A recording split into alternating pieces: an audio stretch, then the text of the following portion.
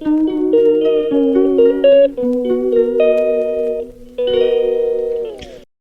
Hello, नमस्कार. मी तेजस्विनी. तुम्हा सर्वांचं आपल्या चॅनेलवरती खूप खूप मनापासून स्वागत आहे. सर्वांना श्री स्वामी समर्थ.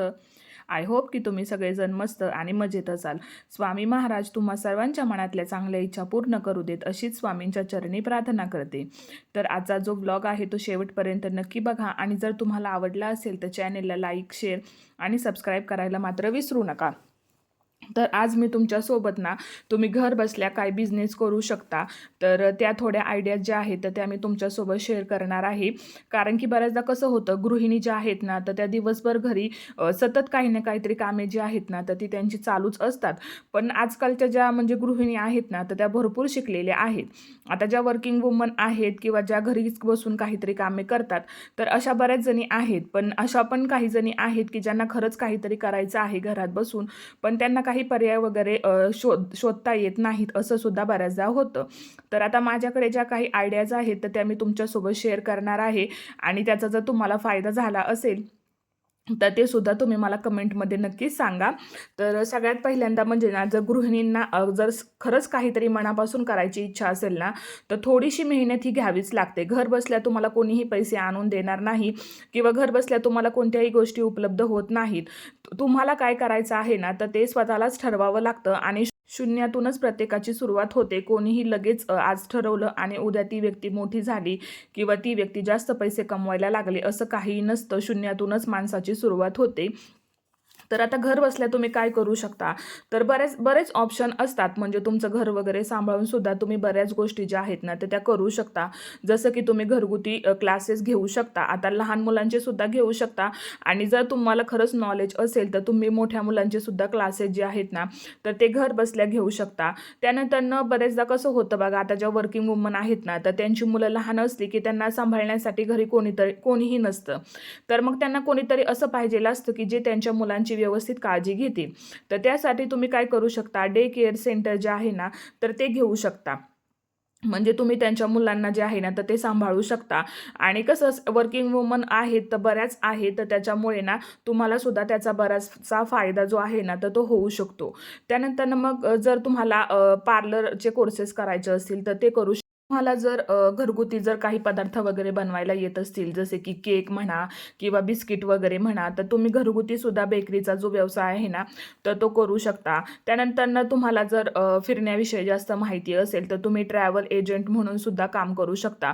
बरेचदा कसं होतं बघा, एखाद्या व्यक्तीला जर ट्रॅव्हलचं नॉलेज वगैरे असेल, तर अशा बऱ्याचशा ज्या सोयी आहेत ना, तर त्या आजकाल उपलब्ध झालेल्या आहेत.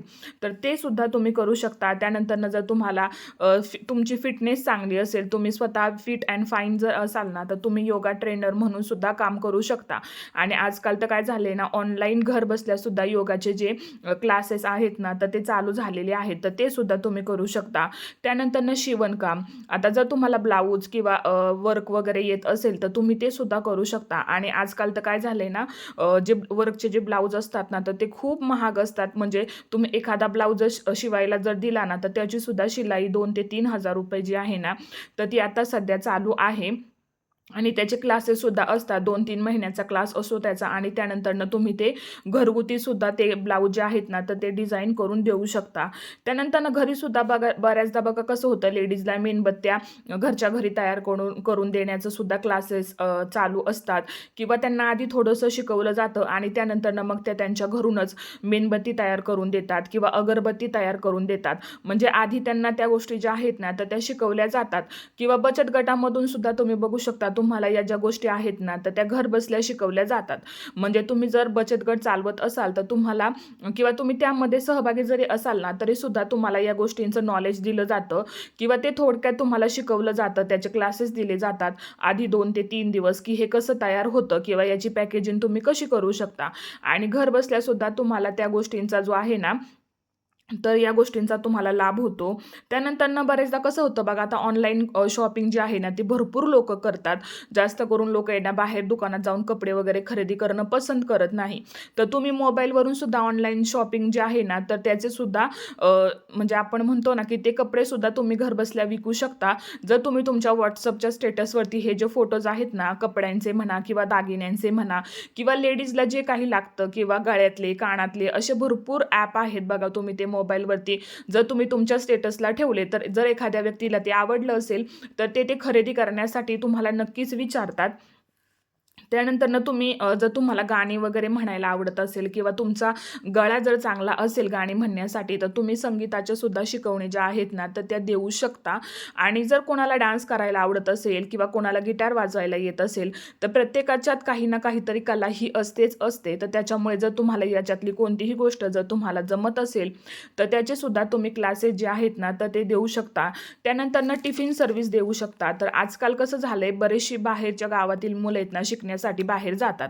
तर तिकडे कसं होतं, मग त्यांना घरगुती जेवण जे आहे ना, तर ते मिळत नाही. आणि जर तुम्हाला स्वयंपाकाची आवड आहे किंवा तुम्हाला काही ना काहीतरी घरी बसून करायचं आहे, तर मग तुम्ही अशी टिफिन सर्व्हिस जी आहे ना, तर ती तुम्ही त्या मुलांना देऊ शकता. त्यानंतरनं मग फॅशन डिझायनिंग, जर तुम्हाला फॅशन डिझायनिंगचं नॉलेज असेल किंवा आता सध्या कोणता ट्रेंड चालू आहे किंवा तुम्ही वेगळं काहीतरी दुसरं काय करताय, हे जर तुम्हाला लोकांना दाखवायचं असेल ना, तर तुम्ही फॅशन डिझायनिंगचा सुद्धा कोर्स जो आहे ना, तर तो करू शकता. किंवा जर तुमच्या काही आयडियाज वगैरे असतील ना आणि ते जर तुम्ही Instaला पोस्ट केले किंवा WhatsAppला पोस्ट केली किंवा Facebookला, तर जे लोकांना आवडतं ना बघा, तर लोकं आहेत ना त्या गोष्टी घ्यायला सुद्धा पसंत करतात. त्यानंतरनं बऱ्याच जणांना फोटोग्राफी आवडते, तर ते सुद्धा तुम्ही व्यवसाय म्हणून जे आहे ना, तर ते चालू करू शकता. आणि आता सध्या तर काय झालंय ना, YouTube हा एक असा प्लॅटफॉर्म झालाय ना, की लहानांपासून ते मोठ्यांपर्यंत प्रत्येकालाच YouTubeवरती आपलं करिअर करायचं असतं. पण असं काही नसतं, की तुम्ही आता YouTube चालू केलंय आणि मग लगेच तुम्हाला त्याचे पैसे वगैरे यायला सुरुवात होते किंवा तुम्हाला लगेचच पेमेंट येतं असं काहीही नसतं. YouTubeचे सुद्धा काही नियम असतात, जे पूर्ण केल्याशिवाय तुम्हाला पेमेंट येत नाही. आणि इथे सुद्धा तुम्हाला भरपूर मेहनत घ्यावी लागते. असं लगेचच व्हिडिओ अपलोड केले आणि त्याला व्ह्यूज वगैरे आले, असं काहीही नसतं. तर त्याच्यामुळे गैरसमज असतो, की आता व्हिडिओ अपलोड केले तर लगेच पैसे चालू येतील किंवा होतील, असं काहीही नसतं. आणि मी सुद्धा जेव्हा व्हिडिओज वगैरे पाहायचे ना, तर तेव्हा मला सुद्धा वाटायचं, की काय फक्त व्हिडिओ तो शूट करायचा आहे आणि अपलोड करायचा आहे. पण जेव्हा आता मी स्वतः या गोष्टी करते ना, तर तेव्हा मला समजतं, की यासाठी आपल्याला किती वेळ द्यावा लागतो, किती तास आपल्याला यासाठी द्यावे लागतात. तर कोणतंही काम छोटं किंवा मोठं नसतं. प्रत्येक कामाची सुरुवात ही शून्यातूनच होत असते आणि प्रत्येक कामात तुम्हाला कष्ट हे करावंच लागतं. भलेही ते काम छोटं असो किंवा मोठं असो. कोणत्याही कामात तुम्हाला कष्ट केल्याशिवाय कोणीही पैसे वगैरे देत नाही. स्वतःलाच कष्ट करावे लागतात. आणि दुसऱ्यांनी आपल्याला 2,000 जरी दिले ना आणि त्यावेळेस जर आपण स्वतः कमवत असू, ते जर त्यावेळेस जर आपण 200 जरी कमवले ना, तरीसुद्धा त्या 2,000ची किंमत आपल्या 200 पेक्षा आपल्याला कमीच वाटते. कारण की ते आपण स्वतःच्या कष्टाने कमवलेले असतात. तर त्यामुळे त्याची किंमत आहे ना, ती नेहमीच जास्त असते. त्यानंतरनं तुमचं घर जर मोठं असेल, तर तुम्ही काय करू शकता, की थोडेसे तुमच्या ज्या रूम्स वगैरे आहेत, तर त्या रेंटनी देऊ शकता. म्हणजे तुम्हाला सुद्धा सोबत होईल आणि तुम्हाला 4 पैसे जे आहेत ना, तर ते सुद्धा यायला सुरुवात होईल. त्यानंतरनं मग आजकाल कसं चाललंय ना, की मेहंदीचे जे क्लासेस आहेत ना, तर ते सुद्धा चांगल्या पद्धतीने चालतात. म्हणजे जर एखादीला मेहंदी वगैरे काढायला आवडत असेल, तर तुम्ही मेहंदीचे सुद्धा क्लासेस घेऊन मेहंदीसुद्धा काढायला जाऊ शकता. म्हणजे ज्या ब्रायडल मेहंदी आहेत ना, तर त्या सध्या तर ट्रेंडच आहेत. म्हणजे इतके भारी-भारी मेहंदी काढतात ना मुली, म्हणजे नवरीच्या हातावरती सुद्धा बऱ्याचदा मी पाहिलेल्या आहेत. खूप सुंदर मेहंदी काढतात आणि त्याचे चार्जेस सुद्धा त्यानुसार तितकेच जास्त असतात. त्यानंतरनं तुम्ही घर बसल्या ज्वेलरी मेकिंगचे सुद्धा क्लासेस घेऊ शकता. आणि आता सध्या तर गंठण वगैरे म्हणा किंवा गळ्यातले लाँग मंगळसूत्र, म्हणजे असे बरेचसे पॅटर्न आहेत, जे की घरच्या घरी शिकवले सुद्धा जातात. आणि इतक्या सुंदर पद्धतीने ते जे गंठण असतात ना, तर ते तयार केले जातात. तर त्याचे सुद्धा तुम्ही क्लासेस घेऊ शकता किंवा ते स्वतः तुम्ही शिकून तुमचे जे काही कलेक्शन असेल, ते सुद्धा तुम्ही इतरांसोबत शेअर करू शकता किंवा ते विकण्यासाठी सुद्धा ठेवू शकता. आणि आता कसं झालंय ना, की ज्या लग्नासाठी मुली असतात ना बघा, तर त्यांचे प्रत्येक ह्याच्यात आहेत ना फोटोशूट असतात. तर बेबी शॉवर असू दे किंवा प्री वेडिंग असू दे, बरेच त्यांचे असे प्रत्येक लग्न झाल्यानंतर जे काही सण वगैरे येतात ना, तर त्यामध्ये फोटोशूट असतं किंवा मुलीसुद्धा बघा आता लग्नांमध्ये जाताना वेगवेगळ्या पॅटर्नचे ड्रेसेस जे निघाले आहेत ना, तर ते वेअर करतात. तर तुम्ही काय करू शकता, म्हणजे रेंटने ते ड्रेसेस जे आहेत ना, तर ते विकण्यासाठी एखादं शॉप वगैरे चालू करा किंवा मग आजकाल म्हणजे क्रेजच आहे, की रेंटने कपडे वगैरे घ्यायचे. कारण की प्रत्येकजण हे महागाचे जे कपडे आहेत ना, तर ते अफोर्ड करू शकत नाही. तर त्याच्यामुळे जर तुम्हाला अशा गोष्टींचं नॉलेज असेल किंवा तुम्हाला आवडत असेल अशा गोष्टी ज्या आहेत ना, तर त्याविषयी तुम्हाला जर भरपूर माहिती असेल, तर तुम्ही असा सुद्धा बिझनेस जो आहे ना, तर तो घर बसल्या चालू करू शकता. म्हणजे असं काही नाहीये, की आपण घर बसले आहोत, तर मग आपण घरीच असतो, तर मग आपण फारसं असं काही करू शकत नाही. तुम्ही कोणतीही गोष्ट करू शकता आणि एक गृहिणी जर तिचं पूर्ण घर सांभाळू शकते ना, तर मग ती काहीही करू शकते. एक घर सांभाळणं ही काही सोपी गोष्ट नाहीये. घरामध्ये अगदी बारीकातली बारीक गोष्टसुद्धा गृहिणीला माहीत असते आणि प्रत्येक गोष्टीचं मॅनेजमेंट ती करते. जर आपण आपल्या पूर्ण घराचं मॅनेजमेंट करू शकतो, तर मग आपण कोणतीही गोष्ट करू शकतो आणि स्वतःला कधी कमी समजायचं नाही किंवा कोणत्या गोष्टीत स्वतःला कमी लेखायचं नाही. तुम्ही जसे आहात तसे छान आहात आणि तुम्हाला सुद्धा बऱ्याचशा गोष्टी ज्या आहेत ना, तर त्या येऊ शकतात. फक्त एवढंच असतं, की आपण प्रयत्न करत नाही किंवा ते प्रयत्न करण्याचं जे धाडस आहे ना, तर ते आपल्यामध्ये नसतं. तर तुम्हाला कोणत्याही गोष्टीत जर तुम्हाला रस असेल, आता मी जेवढ्या काही आयडियाज माझ्याकडे होत्या, तर त्या मी तुमच्यासोबत शेअर केलेल्या आहेत. पण त्या व्यतिरिक्त सुद्धा जर तुम्हाला काही अजून नवीन गोष्टी माहिती असतील, तर तुम्हाला त्यामध्ये रस असेल, तर तुम्ही त्या गोष्टीसुद्धा ट्राय करू शकता.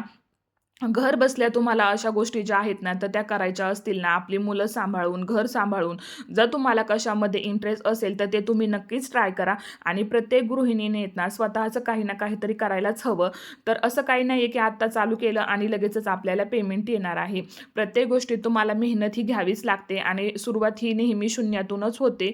तर त्याच्यामुळे सतत ट्राय करत राहायचं, स्वतःला कधीही कमी समजायचं नाही. आणि बरेचदा आपल्यासमोर असे सुद्धा प्रसंग येतात, की ज्यावेळेस आपल्याला वाटतं, की अरे आता जर मी स्वतः कमवत असते, तर मी ही गोष्ट घेतली असती किंवा आता मी हे केलेलं असतं. तर स्वतःचं मन मारून जगण्यापेक्षा मग स्वतः काहीतरी केलेलं कधीही चांगलं. तर त्याच्यामुळे जेव्हा तुम्हाला काही येतंय किंवा जेव्हा तुम्हाला कधी कोणती गोष्ट करावीशी वाटते, तर ती लगेच करा. तुमच्यामध्ये जी कला आहे ती लोकांसमोर सादर करा. आणि आता तर असं झालंय ना, की मोबाईलचं जग आहे आणि प्रत्येक व्यक्तीकडे ना आपलं जे काम आहे ना, ते सहजरित्या पोहोचलं जातं.